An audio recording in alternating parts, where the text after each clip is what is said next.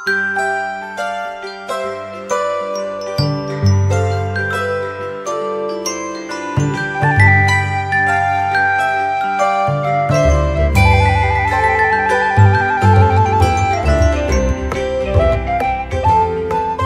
pagi Ibu Bapak, Saudara dan anak-anak yang dikasihi Tuhan. Sebelum memulai hari ini, kita bersama-sama akan merenungkan bagian firman Tuhan yang akan menjadi dasar dari apapun yang kita kerjakan hari ini.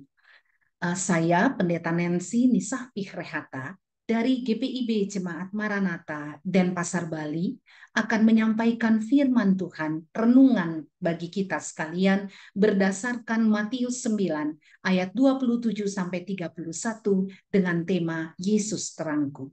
Sebelumnya, mari kita berdoa.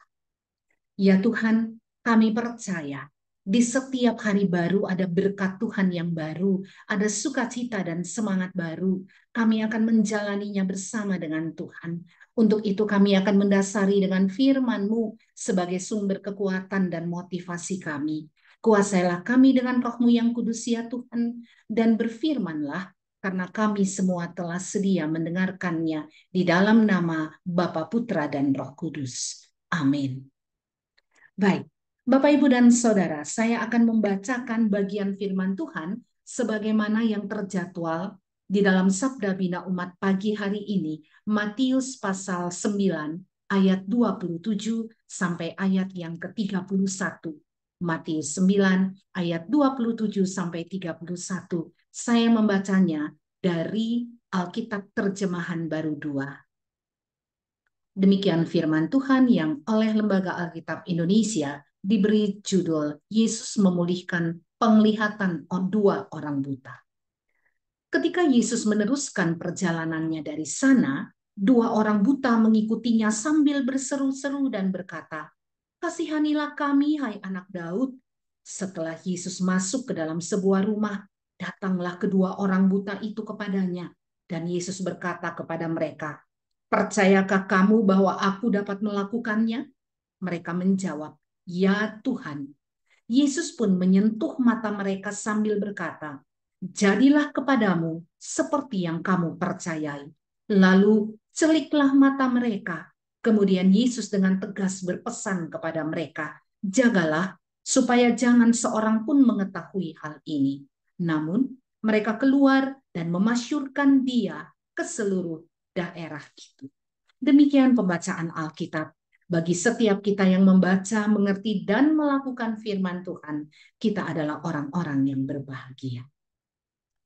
Ibu, Bapak, dan Saudara kekasih Tuhan, saat ini kita masih berada di minggu-minggu Epifania. Dan minggu-minggu ini adalah minggu-minggu yang mempercakapkan tentang pelayanan Yesus. Kalau kita mau melihat dalam pasal 9 ini, maka kita akan melihat bahwa kisah penyembuhan dua orang buta ini bukan sekedar penyembuhannya yang menjadi hal utama, tetapi ada di balik itu. Misalnya kita lihat kisah-kisah sebelumnya, orang lumpuh dipulihkan ya pada ayat 1 dan sampai 8. Di situ ada percakapan-percakapan yang terjadi ya, bicara tentang pengampunan dosa ya di situ. Kemudian kita melihat bagaimana ketika Matius pemungut cukai mengikuti Yesus ya, "Ikutlah aku," kata Yesus pada saat itu. Dan Yesus juga bercakap-cakap dengan Matius. Di situ ada kalimat di mana Yesus mengatakan, "Aku datang bukan untuk memanggil orang benar, melainkan orang berdosa." Sesudah itu ada penjelasan Yesus tentang berpuasa kepada murid-murid Yohanes. Dan dari bagian firman Tuhan ini juga kita lihat bahwa kisah ini mengangkat tentang sebuah hal. Yesus mempercakapkan makna teologis yang sangat dalam tentang hidup baru. Ya, ada di situ Yesus katakan, anggur baru tidak dapat dimasukkan dalam kantong yang lama, tetapi anggur baru harus memakai kantong yang baru. Mengapa Yesus mengatakan seperti itu? Karena anggur baru itu tajam, sehingga kalau masuk dalam kantong yang lama, kantong tua, ya kantong anggur yang tua, maka kantong itu bisa bocor. Ya, nah, Yesus berbicara tentang kehidupan yang baru. Lalu kita juga lihat ada kisah tentang anak kepala rumah ibadat, ya, perempuan yang sakit pendarahan. Bagaimana Yesus berbicara, ya, dan menjelaskan tentang anak itu tidak mati, dia hanya tertidur, kata Yesus. Ya, dan apa yang Yesus katakan ini merupakan sebuah pancingan kepada umat pada saat itu, orang-orang yang ada pada saat itu, khususnya murid-murid, untuk melihat bagaimana power Yesus, kuasa Yesus yang begitu besar. Dia tidak melihat sebuah kematian itu sebagai hal yang fatal, tetapi hanya mengatakan bahwa orang itu sedang tertidur. Nah, saat ini kita masuk dalam cerita atau perikop Yesus memulihkan penglihatan dua orang buta. Kalau kita mau melihat dengan baik, ibu bapak dan saudara, maka bagian ini sebenarnya berbicara ya bahwa Yesus kemudian menjamah mata kedua orang itu dan orang-orang itu menjadi sembuh. Kita tahu bersama itu bagian dari mujizat yang bisa dilakukan oleh Allah, dalam hal ini Yesus Kristus. Tetapi ada hal yang sangat penting di dalam perikop ini ketika Yesus bertanya pada mereka. Mereka mengikuti Yesus dari jalanan, ya, dan berteriak kepada Dia, "Kasihanilah kami, hai anak Daud." Ya, panggilan itu sudah Yesus dengar, tapi Yesus jalan terus karena Dia punya sebuah tujuan. Ketika Yesus masuk ke dalam rumah, kemudian dua orang itu ikut lagi. Pertanyaan Yesus pada mereka. Yesus tidak langsung menjamah dan menyembuhkan. Percayakah kamu bahwa aku dapat melakukannya? Ini sebuah pertanyaan penting, ya. Kalian ikut aku, kalian melihat mujizat yang aku lakukan. Sekarang pertanyaanku, kalau kalian minta sembuh, apakah ini karena kalian melihat itu terjadi pada orang lain? Apakah kalian ingin ngetop? Apakah kalian ingin menunjukkan bahwa ini loh juga disembuhkan Yesus menjadi bagian dari orang-orang yang mengalami mujizat-mujizat Allah? Pertanyaan ini merupakan pertanyaan yang penting. Kalian meminta aku menyembuhkan. Apakah karena kalian percaya pada Bapak, Ibu, dan Saudara? Kadangkala kita begitu. Kita berbicara tentang pentingnya beriman pada Yesus. Lalu satu ketika kita sedang menghadapi persoalan dan kita memohon pada Tuhan, pertanyaannya, kamu berdoa karena disuruh orang lain kah? Kamu meminta karena sebagai orang Kristen meminta kepada Tuhan itu menjadi hal yang penting? Atau kamu benar-benar percaya bahwa Dia bisa menjawab doa? Bapak Ibu Saudara dapat mengatakan bahwa ya, aku minta kesembuhan buat untuk kekasih hatiku. Aku percaya Yesus bisa menyembuhkan. Tapi ujungnya adalah kematian. Buat Bapak Ibu Saudara, itu jawaban atas iman? Ya, itu jawaban atas iman. Karena jawaban atas iman itu adalah seturut dengan apa yang Kristus inginkan, seturut dengan apa yang Allah inginkan, bukan atas berdasarkan permintaan kita, tetapi berdasarkan apa yang Allah inginkan. Percaya bahwa aku bisa? Kalau percaya aku bisa, maka bergantung sepenuhnya. Biarkan aku menjawab sesuai dengan apa yang aku inginkan. Di dalam perikop yang kita ikuti pembacaannya tadi, mereka menjawab, "Ya Tuhan." Artinya apa? Mereka bukan hanya mengakui dia anak Daud, tapi mereka mengakui dia sebagai Tuhan. Dan itu berarti mereka percaya pada kapasitas dan kompetensi Yesus sebagai Allah yang bisa menyembuhkan. Kemudian Yesus menjamah mata mereka dan mereka menjadi sembuh.